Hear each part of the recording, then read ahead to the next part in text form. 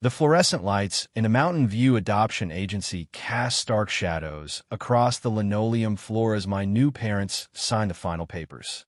February 24th, 1955.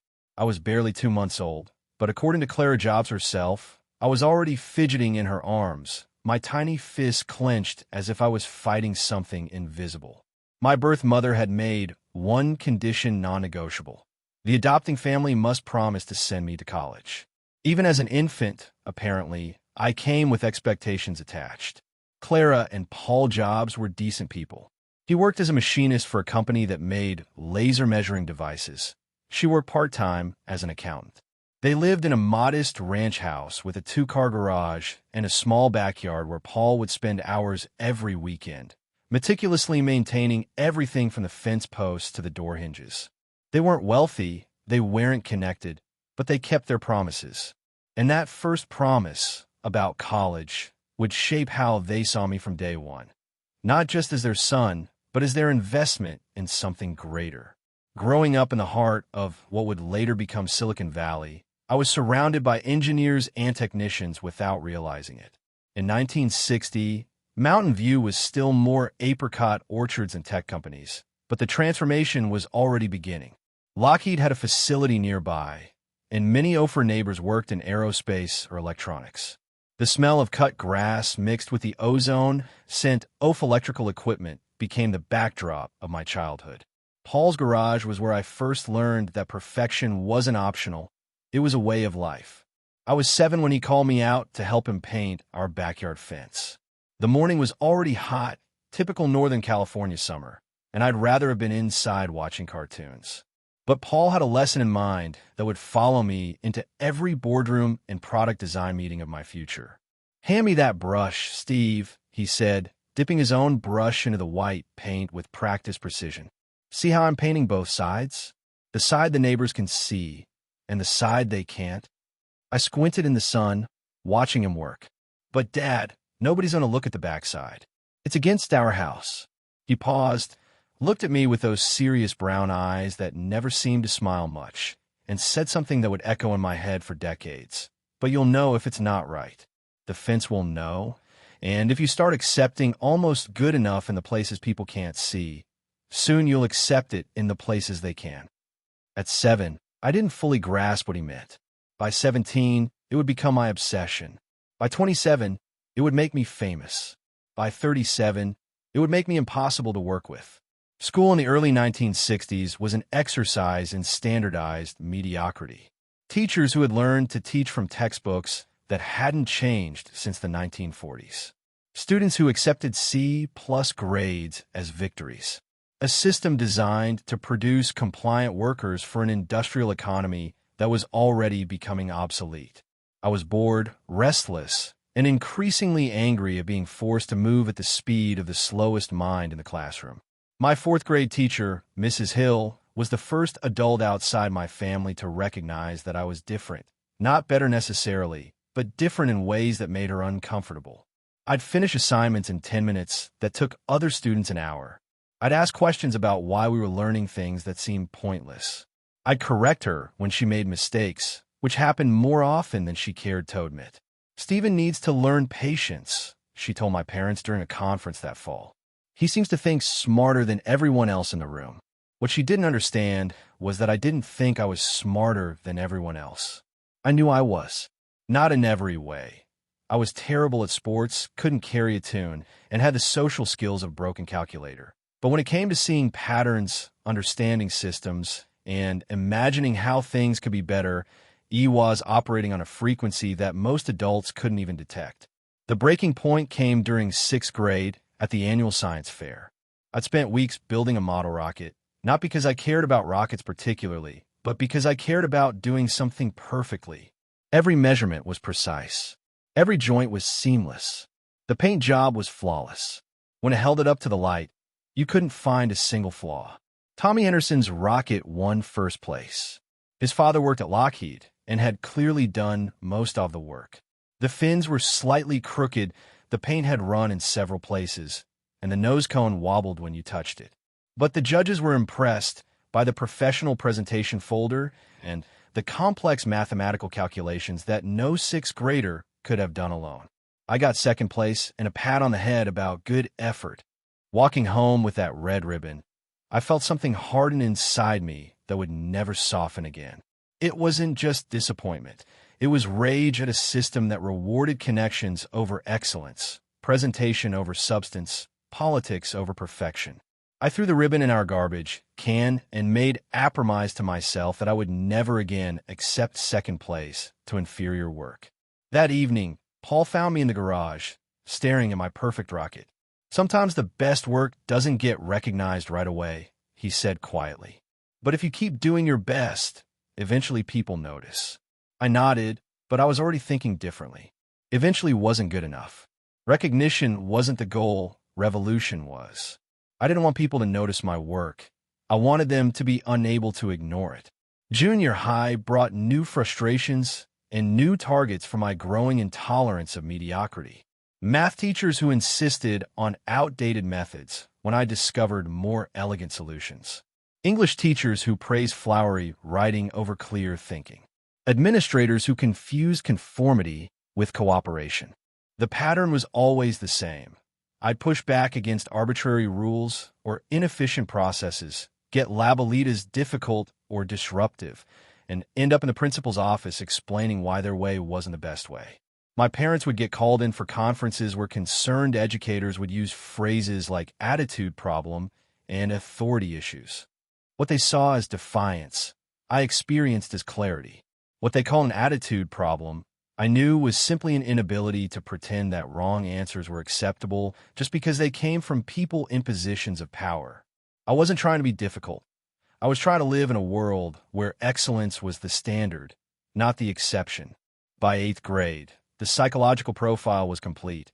I was the adopted son of working-class parents, intellectually gifted but emotionally volatile, with perfectionist tendencies that bordered on obsession and a deep-seated need to prove myself worthy of keeping. I demanded perfection from myself and everyone around me.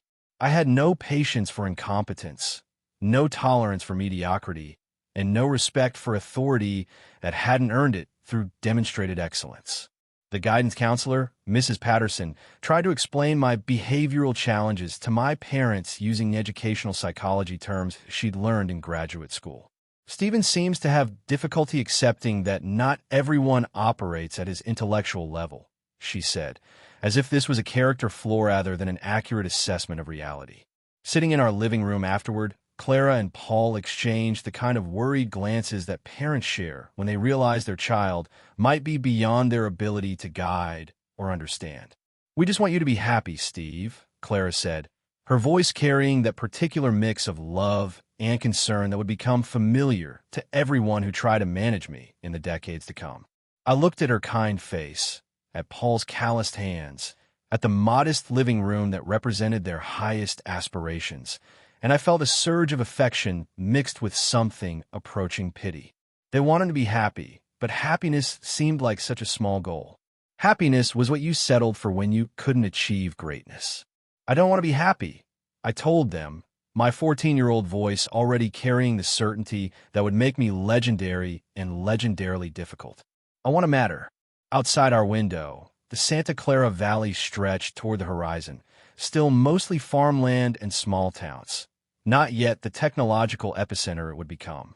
But even then, you could feel something stirring in the air, the electric possibility of a future where everything would be different, where the old rules wouldn't apply, where someone like me might finally find a world worthy of my ambitions. I didn't know yet that I would help create that world. I didn't know that my intolerance for mediocrity would become the driving force behind products that would change how humans interact with technology. I didn't know that my attitude problem would someday be called visionary leadership. All I knew was that I was different.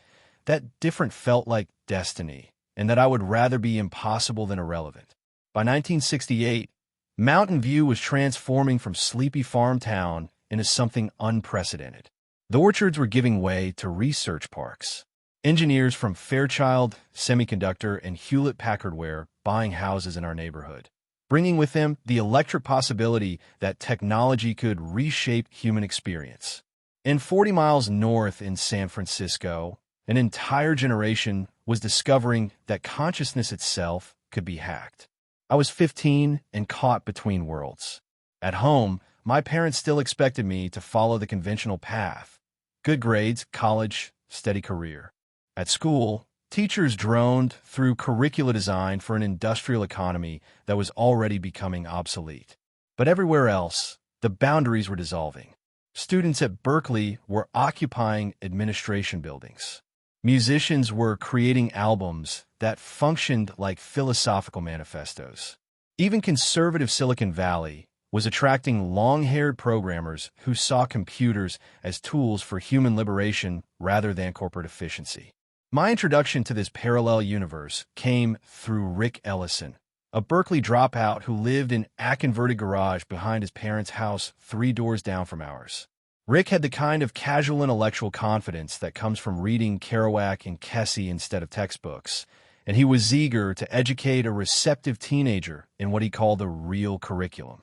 Everything they're teaching you in school is designed to produce compliant workers for a dying system, he told me one afternoon in 1969, surrounded by dog-eared copies of underground newspapers and philosophy books. But we're living through a revolution in human consciousness. The question is whether you want to be a passenger or a pilot. He handed me a battered paperback, Zen Mind, Beginner's Mind by Shunryu Suzuki. Start with this. It will teach you how to see through the illusion that the experts know what they're talking about. The book's central insight hit me like revelation. The expert's mind is closed to new possibilities, while the beginner's mind is open to everything. Here was philosophical validation for what I'd felt instinctively since childhood: that most authority figures were protecting their positions rather than seeking truth, and that genuine innovation required the courage to ignore credentials and trust direct perception. But there was a contradiction at the heart of Zen that would torment me for years. The tradition emphasized letting go of ego and desire, accepting what is rather than demanding what should be. Everything in my personality drove me in the opposite direction. I didn't want to transcend my need for control. I wanted to exercise it more skillfully. I didn't want to accept mediocrity. I wanted to eliminate it. This tension came to a head during a philosophy class I audited at the local community college. The professor, Dr. Sarah Chun, was explaining the concept of effortless action, the idea that true mastery looks natural because it aligns with deeper principles rather than fighting against them. I raised my hand. But what if you can see that things are being done wrong? Shouldn't you fight to fix them? Dr. Chin smiled. That's a very American question, Stephen. Perhaps your path involves learning to change things so skillfully that it doesn't feel like fighting. After class, she showed me examples of Japanese calligraphy, each character balanced between strength and grace. See how each brushstroke is both perfectly controlled and completely natural? The master calligrapher achieves this by understanding the nature of ink, paper, and movement so deeply that technique becomes invisible. I stared at those elegant black lines and felt something click into place.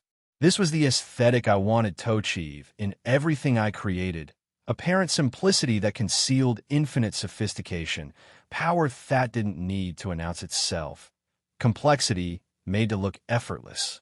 The missing piece came during my senior year, when Rick introduced me to LSD. The first experience was accidental. I thought I was drinking regular Coca-Cola at a party, but within an hour reality had reorganized itself into patterns of unprecedented clarity and beauty.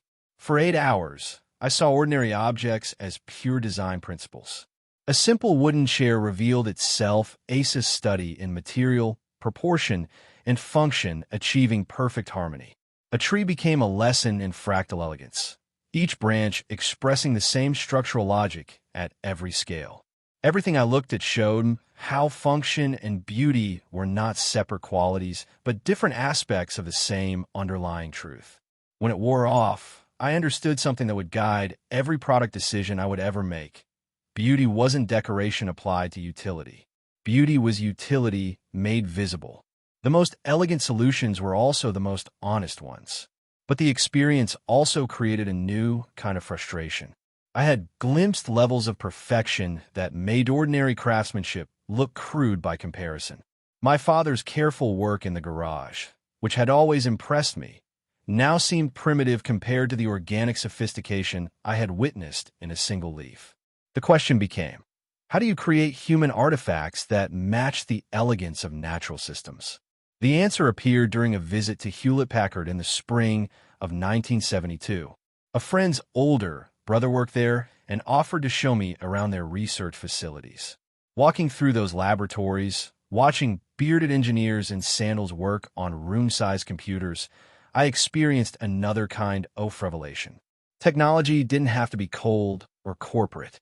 These machines could be designed with the same attention to beauty and human connection that went into crafting a piece of calligraphy or composing a piece of music. The counterculture's insights about consciousness and the engineer's mastery of systems could be synthesized into something revolutionary. Computers that enhanced human capability rather than replacing it. Standing in front of their latest prototype, a computer terminal with a sleek monitor and an elegant keyboard, I suddenly understood what I was meant to do with my life.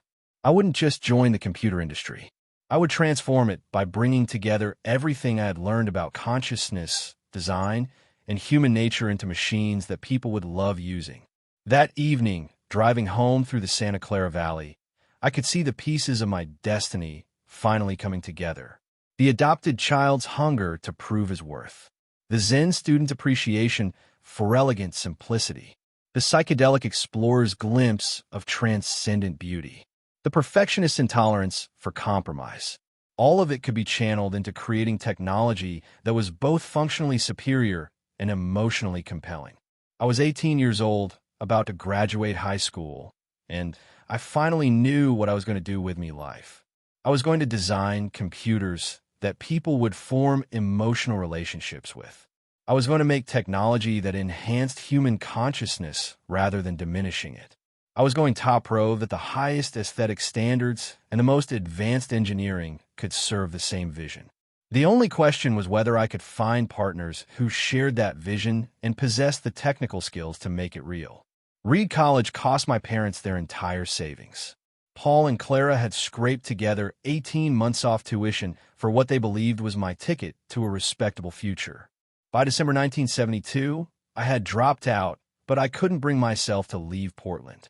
The intellectual atmosphere was intoxicating, even if the institutional requirements felt like prison bars. I stayed for another year, sleeping on floors, auditing classes that interested me, surviving on return Coke bottles and the kindness of friends. My parents were heartbroken, but I was finally learning what I needed to know. Professor Robert Palladino's calligraphy class became my obsession. Hours spent mastering serif fonts, proportional spacing, the invisible art that made text beautiful. My classmates thought I was wasting time on an obsolete craft, but I could see the future. Computers would need to communicate through text, and someone would have to teach them elegance. The real education happened during a phone call in spring 1974. Steve Wozniak, my electronics genius friend from high school, was practically vibrating with excitement over the long-distance line. "Steve, you have to see what I've been working on. I built a computer terminal that costs a tenth of what IBM charges, and it's more elegant than anything they make." I caught the next bus south. Woz's garage was paradise for a specific kind of mind. Circuit boards everywhere, the air humming with half-finished inventions. But what struck me immediately was how he approached engineering as art. His circuits weren't just functional. They were beautiful, with elegant logic paths and minimal component counts that reflected the same aesthetic principles I'd learned in calligraphy class.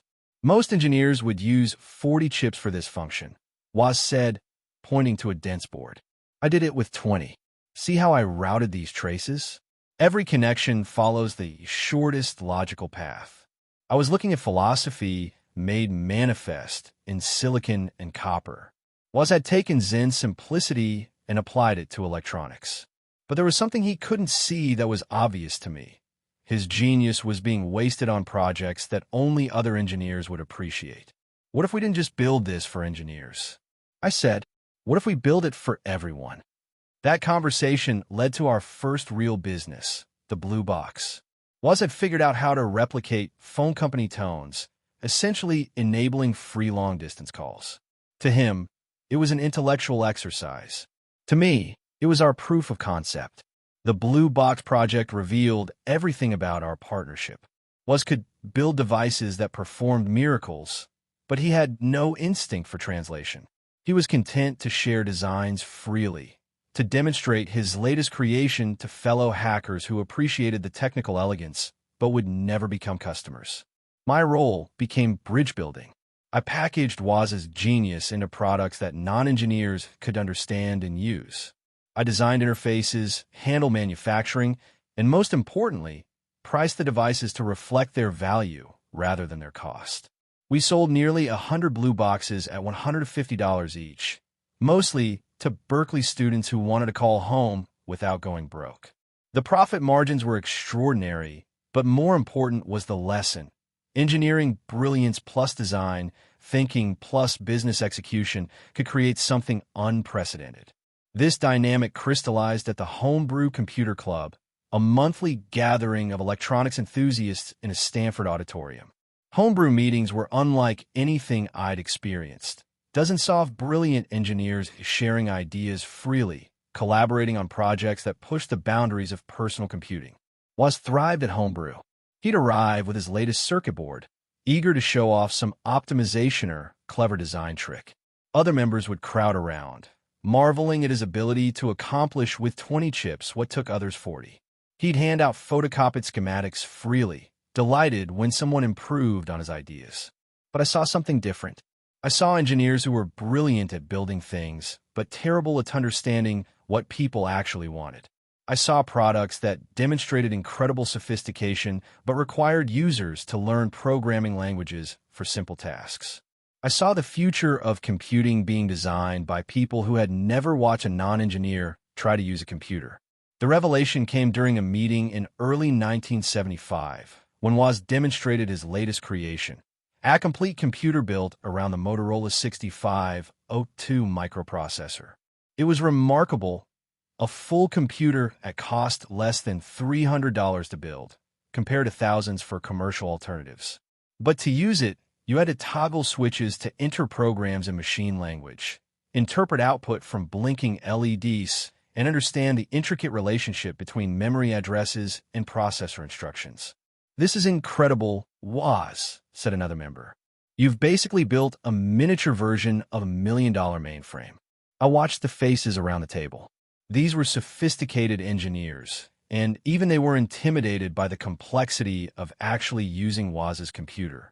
How could we expect normal people to embrace personal computing if it required an engineering degree just to turn the thing on? Walking to the parking lot afterward, I tried to articulate what I'd been thinking. What if we build a computer that people could actually use? Not just engineers, but teachers, artists, small business owners. People who want computers to solve problems, not create them. Woz looked puzzled. But that's what I built. You can program it to do anything. That's exactly the point. People don't want to program computers. They want computers to work like appliances. Plug them in, turn them on, and they do what you expect. We drove in silence, both processing the implications. Woz was thinking about technical challenges. How do you create interfaces that don't require programming knowledge? I was thinking about market opportunities. What happens when computing power becomes accessible to millions of people who currently can't access it? By the time we reached his parents' house in Los Gatos, we both understood we were standing at the edge of something unprecedented. The technology existed to build affordable personal computers. The market existed among people who needed computing power but couldn't operate existing systems. What was missing was someone willing to bridge the gap between technical possibility and commercial viability. "We should start a company," I said as Woz pulled into his driveway. He laughed. "To do what?" "Sell computers to people who don't know how to use them. To sell computers to people who shouldn't need to know how to use them. We make the computer smart enough that the users can stay focused on their work instead of ours." The principle would guide every design decision we made. Technology should enhance human capability, not require humans to enhance their technical knowledge. Computers should adapt to people, not the other way around. Through the summer of 1975, The idea gestated in long conversations and increasingly frequent homebrew visits. I could see the shape of our future company. Woz would handle engineering, creating products that push technical boundaries. I would handle everything else: design, marketing, manufacturing, sales, ensuring that technical possibility became commercial reality. But we needed one more element, a product that would demonstrate our philosophy so clearly that the entire industry would be forced to take notice. Something that would prove personal computers could be both technically sophisticated and humanly accessible. That product was taking shape on Woz's workbench, one elegant circuit at a time. We just had no idea we were about to trigger a revolution. April 1st, 1976. The date sounds like a joke, but it was deadly serious. Woz and I signed the partnership papers creating Apple Computer Company in my parents' garage, with Ron Wayne taking 10% for writing our documentation. Wayne sold his share back 2 weeks later for $800, a decision that would eventually cost him billions. But that morning, surrounded by Paul's tools and Clara's Christmas decorations, we were three young men with absolute conviction that we could change the world. The Apple I was elegant simplicity, a complete computer on a single circuit board for $666.66. While competitors sold assembly kits requiring soldering and debugging, our machine came ready to use. You still needed a keyboard, monitor, and case, but the brain was finished, tested, guaranteed to work. Our breakthrough came from Paul Terrell at the Byte Shop. He ordered 50 units, but wanted complete computers, not bare boards. "I don't have time to teach customers how to solder," he said. "I need machines that work out of the box." Perfect. The market wanted appliances, not projects. Fulfilling that order nearly killed us. 30 days to deliver 50 computers with no factory, no capital, no employees. I sold my van for $1,500, was sold his calculator for $500. My parents' garage became our assembly line, 18-hour days, 7 days a week, fueled by pure ambition. We delivered on time, earned $50,000, and proved our vision could work. Then came the Apple II. Woz's engineering had evolved into pure artistry. Color graphics that made other machines look primitive. Sound that brought software to life. Expansion slots for customization. Jerry Manick's sleek plastic case that belonged in homes and offices, not laboratories. But the real revolution was marketing. While competitors sold technical specifications to hobbyists, we sold possibility to humans. Families balancing budgets, students learning programming, small businesses automating operations. The success was intoxicating. Garage startup to national phenomenon in 18 months. By 1978, thousands of units shipped monthly. By 1979, a $100 million company. By 1980, the largest IPO in history, creating more millionaires than any company before us. But success brought problems that threatened everything we'd built. The first was Wozniak himself. As Apple grew from partnership to corporation, Woz became increasingly uncomfortable. He was an engineer, not a businessman. He wanted to build elegant circuits, not manage manufacturing. The more successful we became, the more constrained he felt. "This isn't what I signed up for," Woz told me during one of our frequent arguments in late 1979. "I wanted to build computers for people who appreciate good engineering. Now we're building them for people who just want to make money." I couldn't accept that conclusion. The money isn't the point. The point is impact. We're giving computing power to millions of people who never had access before. That's not selling out. That's succeeding. The argument revealed our fundamental difference. Woz saw commercialization as corruption of pure technical achievement. I saw it as the only way to achieve transformational scale. The tension exploded during Lisa development, the computer named after my daughter. Lisa would bring Xerox PARC's graphical interface concepts to mainstream users. Icons instead of command lines, mouse control instead of keyboards, documents that looked on screen exactly as printed. But Lisa exposed every flaw in my personality, magnified by the pressure of leading a billion-dollar corporation. My perfectionism became destructive, paralyzing decisions and terrorizing employees. I would spend hours obsessing over a corner's curve or a dialogue box's gray shade. I would reject months off work because a single element didn't meet my standards. "This is shit" became my standard response to anything imperfect. Not "needs improvement" or "let's iterate." Just "this is shit," delivered with casual cruelty that destroyed confidence and creativity. The development team called them management by walking around and telling people their work is shit sessions. Turnover skyrocketed. Brilliant engineers quit rather than endure my abuse. But those who stayed, who could handle the pressure and meet my standards, created genuinely revolutionary work. Lisa launched in 1983 with features that wouldn't become standard for another decade. But it was a commercial failure, priced too high for individuals, marketed too poorly for businesses. Magnificent engineering, correct vision, but flawed execution due to my inability to compromise between perfection and practicality. The Macintosh became my obsession and redemption. If Lisa was the future done wrong, Mac would beta future done right. Smaller, cheaper, more focused, more human. But Mac development revealed my full transformation from visionary entrepreneur to corporate tyrant. It divided Apple into warring tribes, Lisa versus Mac teams, with Mac designated the team. I encouraged destructive competition, played favorites, and punished anyone questioning my judgment. The pressure was enormous. Stock prices fluctuated with Mac rumors. IBM had entered personal computing with credibility and resources to marginalize us. Everything was at risk if Mac didn't succeed. My response was doubling down on control. I insisted on approving every design decision, from mouse shape to system dialog fonts. I held up production for weeks to perfect internal screws users would never see.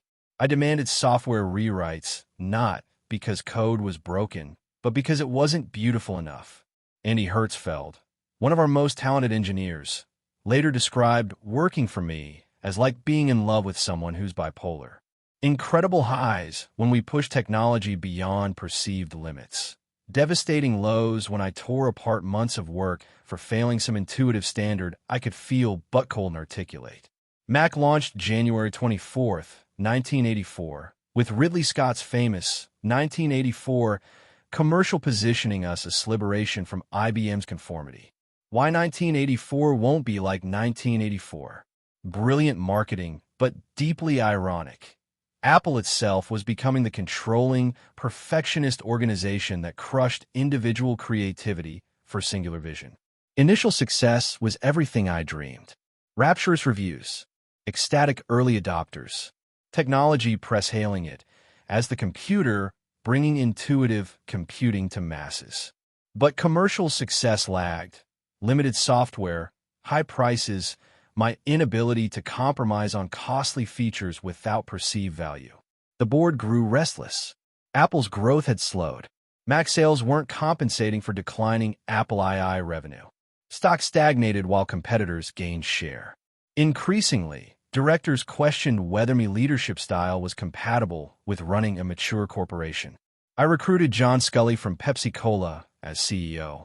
At 28, leading a company with thousands of employees and billions in revenue, I knew I needed operational help.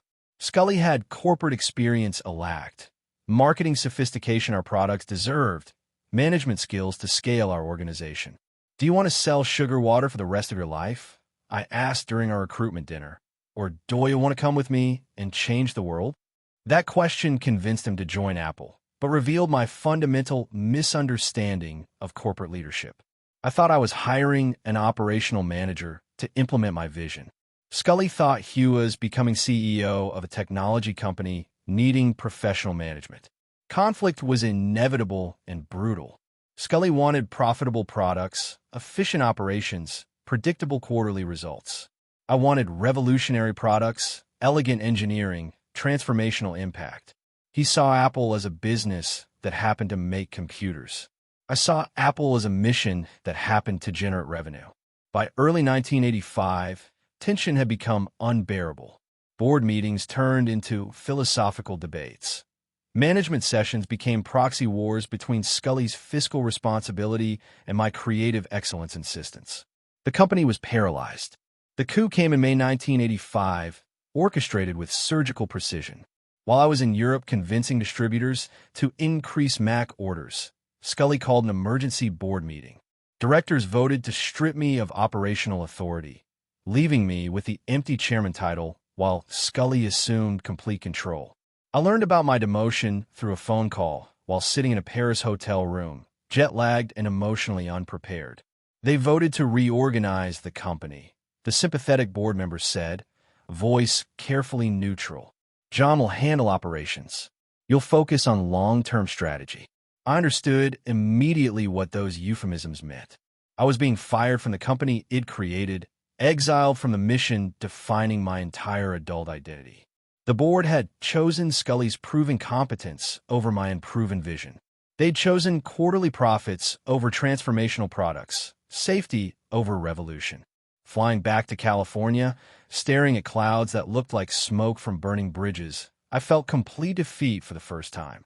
Not temporary setbacks or disappointing sales, but total repudiation of everything I believed about technology, leadership, and changing the world through will. I was 30 years old, unemployed for the first time since founding Apple, facing the possibility that my greatest achievements were behind me. The company I'd built from nothing had rejected me. Product side poured my soul into were controlled by people who saw them as commodities rather than revolutions. But as the plane descended toward San Francisco, I felt something else stirring beneath devastation. The same restless energy that had driven me to reject mediocrity since childhood, to drop out of Reed, to build computers in a garage when everyone said it was impossible. I had been cast out of Apple, but I hadn't been defeated. I had been liberated. The question was whether I could use that liberation to prove my vision was still worth pursuing, or whether exile from Apple would become the beginning of my slow fade into irrelevance. The wilderness taught me what success never could, how to fail without breaking. Next was supposed to prove Apple wrong. I assembled brilliant engineers, many refugees from my former company, to build the perfect computer for universities. The next cube was indeed a masterpiece. Elegant magnesium case, sophisticated software architecture, revolutionary object-oriented programming. It was also a $6,500 machine in a market demanding $3,000 solutions. We sold fewer than 50,000 units in 5 years, burning through hundreds of millions while I learned the difference between perfectionism and practicality. For the first time, I was forced to confront that my vision might be incomplete. The technology was flawless, the design breathtaking, but the business failed because I prioritized aesthetic satisfaction over customer needs. Pixar became my accidental education in collaborative leadership. I bought Lucasfilm's computer graphics division thinking it would sell animation workstations. Instead, it became a storytelling company that used technology to create emotional experiences. Working with John Lasseter and the creative team forced me to develop new skills. You can't berate animators into creativity. You can't impose aesthetic vision on storytellers without destroying their heart. I learned to inspire rather than intimidate, to suggest rather than demand. Toy Story's development became a masterclass in leadership through influence. Every creative decision required consensus among people with strong opinions and deep expertise. My role shifted from dictatorial visionary to collaborative curator. When Toy Story premiered in November 1995, becoming both critical triumph and commercial success, I experienced something new. Satisfaction from creating greatness through others' talents rather than despite their limitations. The film's success wasn't just mine. It belonged to everyone who'd contributed their best work to a shared vision. Meanwhile, Apple was dying. Throughout the early 1990s, I watched the company lose its way under CEOs who understood business, but not magic. Market share declined. Innovation stagnated. The revolutionary brand became associated with decline and irrelevance. By 1996, Apple was 90 days from bankruptcy. When the board approached next for operating system technology, I saw my chance for redemption. The $429 million acquisition brought me back as advisor, but advice wasn't enough. Apple needed fundamental reimagining. In July 1997, the board asked me to become interim CEO. I was 42, returning to lead the company that had expelled me 12 years earlier. But I was no longer the same person. The wilderness had taught me humility, collaboration, and when compromise served larger purposes. The Apple One returned to was almost unrecognizable. Dozens of confused products, inventory piling up, customers who'd lost faith, employees who'd forgotten what changing the world felt like. My first act was radical simplification. Eliminate 90% of products. Focus on 4 categories. Instead of competing on specifications, we'd compete on design, experience, emotional connection. The iMac launched in August 1998, announcing our return with unmistakable clarity. Translucent Bondi blue instead of beige boxes. USB instead of legacy ports. Personality that made computing approachable, not intimidating. Think different wasn't marketing. It was declaration that Apple would set trends, not follow them. The revolution accelerated with the iPod in 2001. While the industry saw digital music as a technical problem, I saw a lifestyle opportunity. 1,000 songs in your pocket wasn't specification. It was promise that technology could enhance rather than complicate daily life. The iPhone in 2007 redefined personal computing itself. Multi-touch interfaces responding to gestures, portable internet access, apps turning phones into creativity platforms. It wasn't just a better phone. It was the future of human-computer interaction.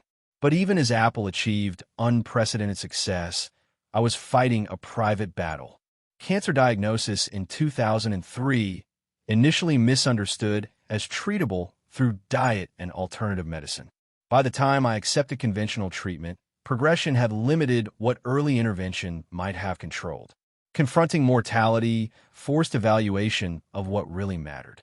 The drive for perfection that had defined me adult life seemed less important than neglected relationships and wasted time on trivial concerns.